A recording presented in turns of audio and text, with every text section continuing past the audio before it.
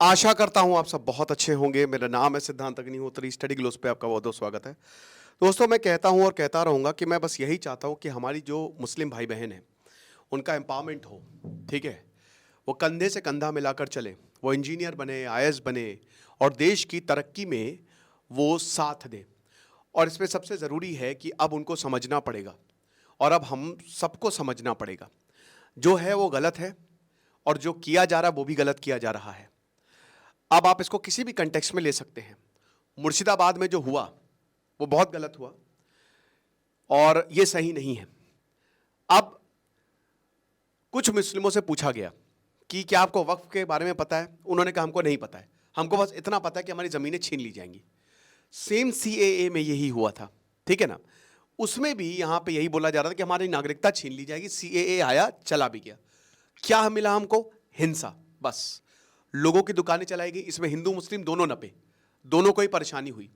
जो एक आम मुस्लिम जो काम करना चाहता है, एक आम हिंदू काम करना चाहता है, वो परेशानी हुई। दंगाइयों में जीत किसकी होती है? दंगाइयों की होती है, कट्टरपंथियों की होती है। वो लूट लाट के ले जाते हैं। तो आपको ये समझना पड़ेगा और अब हर मुस्लिम को समझना पड़ेगा कि भाई हमारे हक में क्या है। हमारी हक की बात अब मुस्लिम्स को पॉलिटिकल टूल बनना नहीं है ना। मुर्शिदाबाद एक बहुत बड़ा एग्जाम्पल है।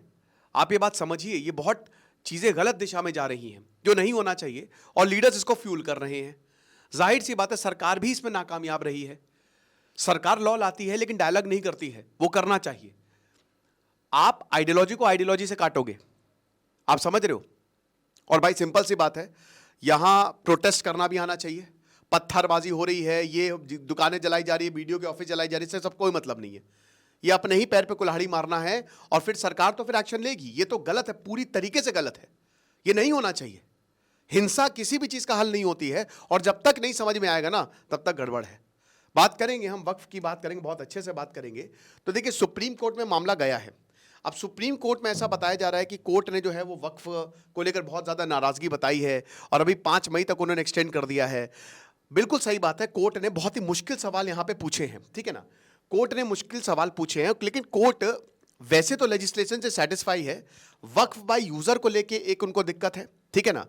और यहाँ पे क्योंकि यहाँ पे ये भी पूछा गया है कि क्या आप जो मंदिरों में कमिटी होती है क्या आप उसमें मुस्लिम को लेके आएंगे? एक वो बहुत बड़ा कंटेंशियस इशू है, लेकिन main issue Waqf by user है, ठीक है ना। आज हमारी क्लास होगी शाम को दोस्तों, पोलैरिटी एंड एनर्जी पे। डिस्क्रिप्शन कमेंट बॉक्स में लिंक दिया है, आप अवेल कर सकते हैं कोर्स को। अब यहाँ पे क्या हो रहा है, असदुद्दीन ओवैसी, ऑल इंडिया मजलिस इत्तेहाद मुस्लिमीन ने कहा है कि भैया हमारा प्रोटेस्ट और हमारा लीगल बैटल जो है वो कंटिन्यू रहेगा। अब मैं आपको एक चीज बताना चाहूंगा, फिर से मुस्लिम एक पॉलिटिकल टूल बन गया। अब अभी तक लॉ जो है it is declared unconstitutional, Muslim will suffer. कहां से सफर? अभी मुस्लिम क्या सफर नहीं हो रहे? अभी क्या वो परेशानी में नहीं है ना। देखिए, जातिवाद मुस्लिमों में भी है, मैं आपको बता दूं।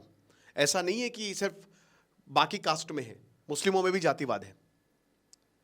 और अभी भी मुस्लिम जो है वो परेशानी है, सफर ही हो रहे हैं। ऐसा नहीं है कि उनका बहुत बड़ा उत्थान हो गया है।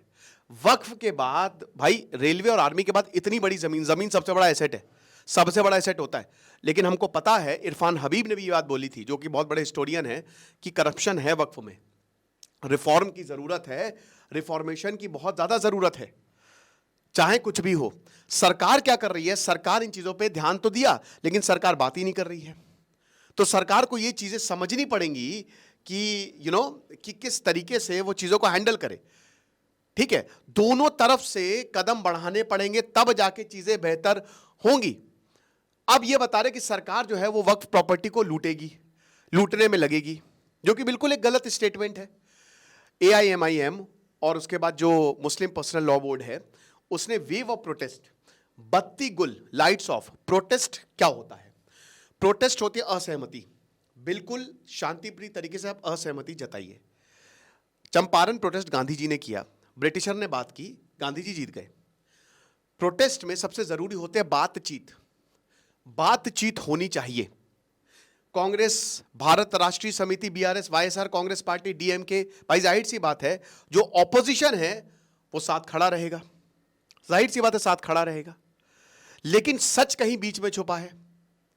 भाई हर किसी को यहां पे पॉलिटिकल रोटियां सेकनी ये समझ ही में नहीं आ रहा है। कोर्ट का जो स्टैंड है, सुप्रीम कोर्ट जैसा वही बताना कि एक सेटबैक है बिल्कुल सरकार के लिए। सरकार को भी देखना पड़ रहा है कि क्या दिक्कत है। हाँ भैया, सरकार जो हमारे तुषार मेहता है वो सॉलिसिटर जनरल, उन्होंने टाइम मांगा है, 5 मई तक अभी रोक भी दिया है।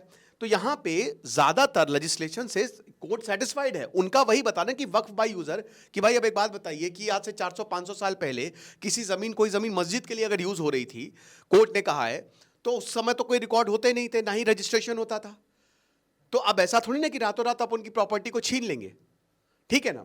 दूसरी चीज यहां पे बोली है कि जो अपॉइंटमेंट है वक्फ बोर्ड में और वक्फ काउंसिल को लेकर। तीसरा बोला है कि कोर्ट्स में सबसे जरूरी है कोर्ट का फैसला जो है। अब यहां पे एक बैटल चल रही है सुप्रीम कोर्ट और सरकार में भी, एक और वो अलग ही बैटल चल रही है, ये चीज है। तो एक लीगल बैटल डेफिनेटली होने जा रही है। अब यहां पे देखिए, ये इशू पोलराइज्ड हो गया है। इशू को पोलराइज होना ही नहीं था कभी, लेकिन इशू को पोलराइज करवा दिया गया है, ठीक है ना। यहां बंगाल में जो मुर्शिदाबाद में हुआ आपने देखा, ठीक, भयंकर हिंसा हुई, 3 लोगों की वहां पे जान गई, सरकार की प्रॉपर्टी लूटी गई, ममता बनर्जी ने कुछ नहीं किया और बाद में उन्होंने अपील की, अपील कर रही हैं वो, उनको एक्शन लेना चाहिए था, अपील कर रही हैं। ऐसे ही हमको जगह जगह, जैसे कर्नाटक में 1 लाख लोगों ने प्रोटेस्ट किया, बट वो पीसफुल प्रोटेस्ट थे। आसाम में छोटी मोटी हिंसा हुई, बट उसको संभाल लिया गया। लेकिन यहां पे it is important to know कि जो वक्फ सिस्टम है उसको रिफॉर्मेशन की जरूरत है, उसको रिफॉर्मेशन की जरूरत है। करप्शंस के आरोप लगे हैं, बिल्कुल लगे हैं। मेरा सिर्फ एक ही सवाल है कि इतनी प्रॉपर्टी होने के बावजूद अभी भी मुस्लिम्स पीछे क्यों हैं, है ना। उनको आगे होना चाहिए, उनको हर तरीके से आगे होना चाहिए, क्योंकि जमीन आपके पास है, लेकिन फिर भी उनका एम्पावरमेंट उस लेवल पे हुआ नहीं। और ये डिफरेंट रिपोर्ट्स में दोस्तों, मैंने भी लेक्चर्स लिए हैं, ये साबित होता रहा है। करप्शन अच्छा खासा है, इनएफिशिएंसी है, ट्रांसपेरेंसी बहुत ज्यादा है नहीं, ये सच्चाई है मेरे दोस्त, आप कितना भी कुछ कह लें, ये हिसाब किताब है। तो इशू जो है वो ये है, इशू रिफॉर्मेशन पे हटके पोलराइजेशन पे आ गया है। ये एक बैटल हो गई है हार जीत की। यहां पे सॉल्यूशन की कोई बात नहीं कर रहा है, यह हर ईगो की लड़ाई हो गई है। और उस ईगो की लड़ाई में पिस कौन रहा है? पिस रहा है आम जनता, क्योंकि झेलना उसी को है। प्रोटेस्ट होंगे तो दंगे होंगे तो प्रॉब्लम उन्हीं को होगी। अब जाहिर सी बात है कि आप कॉम्प्रोमाइज मत करिए, ठीक है ना, कल्चरल और रिलीजियस आइडेंटिटी बचाइए, इसके बाद आप वक्फ अमेंड करिए, वक्फ लेके आइए। अब यहां पे जैसे मुर्शिदाबाद में जो होगा, बहुत भयंकर वॉयलेंट टर्न उसने पूरा का पूरा ले लिया। मुस्लिम लीडरशिप, उन्होंने फिर से वही कि पूरे सेंसिटिव सिचुएशन को मिसमैनेज कर दिया। मुस्लिम लीडर्स अभी भी कर रहे हैं। मुस्लिम लीडर्स, भाई अब असदुद्दीन ओवैसी को आमतौर पे बोला जाता है कि मुस्लिमों के लीडर है, लेकिन ऐसा नहीं है, बहुत सारे और भी लीडर्स हैं, उन पे आपस में टसल चल रही है कि हम फर्स्ट, हम फर्स्ट। बात यह है कि मुस्लिम लीडर्स को सामने आना पड़ेगा और मुस्लिम लीडर्स को अपने लोगों को समझाना पड़ेगा, और यहां पे सरकार को भी ये समझना पड़ेगा कि dialogue is the way. BJP को ये समझना पड़ेगा कि भैया क्रिटिसिज्म जरूरी है और ये सेल्फ रिफ्लेक्शन होता है, तभी तो कम्युनिटी प्रोग्रेस करेगी, वरना कैसे काम होगा। नजीब जंग, जो कि फॉर्मर लेफ्टिनेंट गवर्नर थे और एक रिस्पेक्टेड मुस्लिम इंटेलेक्चुअल, उन्होंने बहुत अच्छी बात बोली है। देखिए, हिंदुत्व जो है उसने कहीं ना कहीं जो मेजॉरिटी है उसको वेपनाइज किया है। अब इससे हुआ क्या है कि नेशनलिज्म और इस्लामोफोबिया फ्यूज हो गए हैं। डर है, एक तरफ हिंदुत्व है, ठीक है, उसने मतलब एक तरीके से मुस्लिमों को डरा के रखा है कि कहीं ऐसा ना हो दिक्कत। एक्चुअल में प्रॉब्लम यही है। तो इसका सोल्यूशन क्या है? What is this solution? The solution is कि वक्फ में जो कंटेंशियस इशू है, सरकार बैठ के बात करे। प्रोटेस्ट हो रहा है, आओ चलो बैठो, बैठते हैं, क्या दिक्कत है, आप उनको बताइए, वो आपको बताएं। आप उनको बताइए कि ऐसा नहीं होगा, आप उनको आश्वासन दीजिए ऐसा नहीं होगा, और फिर उसके बाद आप वक्फ इंप्लीमेंट करिए। आई एम श्योर बहुत लोग मानेंगे इस पे, जब आप सेंसिबली बात करेंगे। और यहां पे मुस्लिमों को भी समझना पड़ेगा, उनको भी समझना पड़ेगा कि बातचीत इज दी ओनली वे, और दोनों को अपने ईगो को साइड में रख के बात करनी पड़ेगी। आप हटाइए जितने भी पॉलिटिकल, अभी रूलिंग पार्टी बीजेपी है, बाकी जितने भी है आप उनको हटाए, सीधा पार्टी से बात करिए और बोलिए कि हां हम बातचीत करने के लिए तैयार हैं। समझ रहे भाई, मुस्लिम लीडर्स की रिस्पॉन्सिबिलिटी है, सेल्फ इंट्रोस्पेक्शन का टाइम है। ये ऐसे ही चलता रहेगा, ठीक है, और ये कब तक चलता रहेगा? आगे बढ़ने का हक सबको होता है। इमोशनल रिएक्शन से ज्यादा अब प्रैक्टिकल सॉल्यूशन की बात करनी पड़ेगी, मेरिट पे इश्यूज की बात करनी पड़ेगी। भाई इस्लाम जो है वो मुनाजारा, इसमें क्या होता है, डिबेट करिए, डिबेट, डिस्ट्रक्टिव डिबेट नहीं, कंस्ट्रक्टिव डिबेट, डिस्कशन करिए जिससे कोई सोल्यूशन निकले, रिफ्लेक्शन करिए और इंडिपेंडेंट थॉट रखिए। ये ट्रेडिशन जो है वो धीमे धीमे खत्म हो गया है और डोमिनेंस सेल्फ अपॉइंटेड रिलीजियस और पॉलिटिकल लीडर्स का, जिन्होंने इस्लाम को कभी समझा नहीं और धर्म को एक टूल की तरह इस्तेमाल किया है और यही लोगों को बताया है कि इस तरीके से रिलीजन चलता है, बल्कि ऐसा नहीं है। आप समझ रहे हैं, क्योंकि उनके अपने मकसद हैं। तो सिंपल सवाल है, हर मुस्लिम को पूछना पड़ेगा, जो यूजर ऑफ वक्फ है, जो सर्विसेज है, चाहे वो मस्जिद हो, दरगाह हो, सेमेट्रीज हो, स्कूल्स हो, क्या हम उनसे सेटिस्फाई हैं जिस तरीके से वो फंक्शन कर रहे हैं?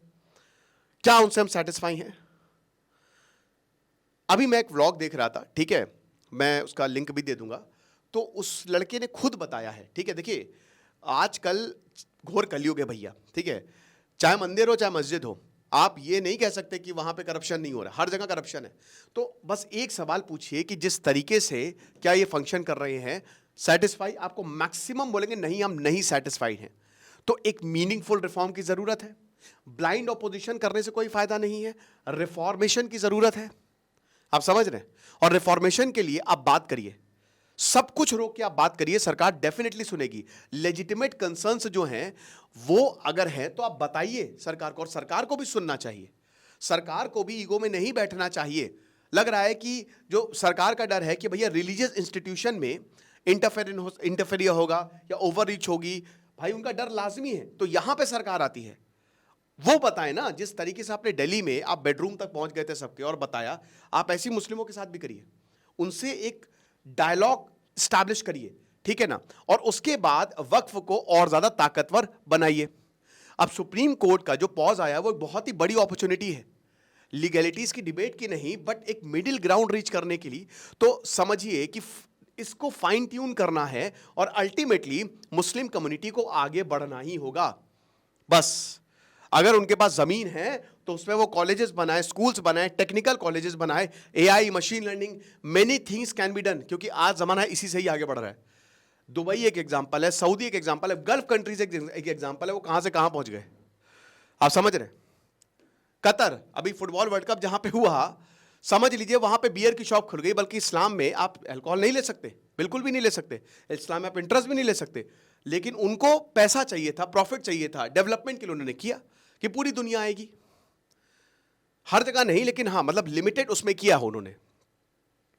मेरा कहने का मतलब आपसे यही है कि हमारे मुस्लिम भाइयों को आगे बढ़ना है, और अब मैं सबसे यही अपील करना चाहूंगा कि भाई अब बंद करो ये नफरती बातें, सबसे, चाहे मुस्लिम हो चाहे हिंदू हो, साथ में काम करिए, सरकार साथ में आके बैठे और मुस्लिम्स भी बंद करें, एक खुद का ग्रुप बनाए, खुद की कमिटी बनाए और एक डायलॉग स्टार्ट करें, जिससे कि ये वक्फ और अच्छा बने, ये एक्ट और अच्छा बने और अल्टीमेटली इसमें एम्पावरमेंट हो और सब कुछ अच्छा हो। आपको क्या लगता है मुझे कमेंट बॉक्स में बताइएगा। बाकी आप हमारे शानदार कोर्स को अवेल कर सकते हैं, डिस्क्रिप्शन कमेंट बॉक्स में लिंक दिया है। Thank you so much.